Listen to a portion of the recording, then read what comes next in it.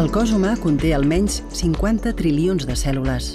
Al nucli de cada una d'elles hi ha els cromosomes, que contenen la doble cadena d'ADN unida per la combinació de 4 lletres, A, C, G, T, que es repeteixen milions de vegades. Un conjunt concret d'aquestes lletres determina un gen.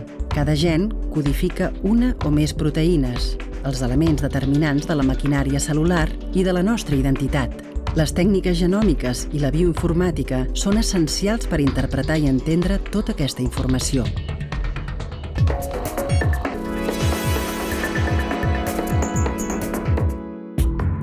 Una de les característiques de l'obra de Tàpies és la utilització de material de rebuig, trossos de paper, fusta, metalls, mobles, etc. en la seva obra de creació. Trobem un bon paral·lelisme en biologia. En el nostre genoma hi ha una gran part de DNA que anomenem precisament DNA de xalla. És un DNA que eventualment tenia la seva funció, l'ha perdut, però durant el procés evolutiu pot ser reutilitzada en funcions diferents. Roderic Guigó és cap del programa de bioinformàtica i genòmica del Centre de Regulació Genòmica de Barcelona. Participa en el projecte internacional ENCODA. Com a l'univers d'Antoni Tàpies, la lectura del genoma humà només està a l'abast d'aquells que saben interpretar els seus símbols i les seves expressions. Un quadre abstracte tindrà sentit en el moment que entenguem què hi diu. Durant l'última dècada, els avenços tecnològics han permès als científics interpretar millor les instruccions del nostre ADN. És impossible veure el genoma amb el microscopi i és impossible veure com funciona el genoma amb el microscopi. Durant la darrera dècada s'han desenvolupat però unes tecnologies, sobretot basades en mètodes químics, que ens permeten dues coses: veure com és el genoma de forma indirecta i també veure com actua, com funciona.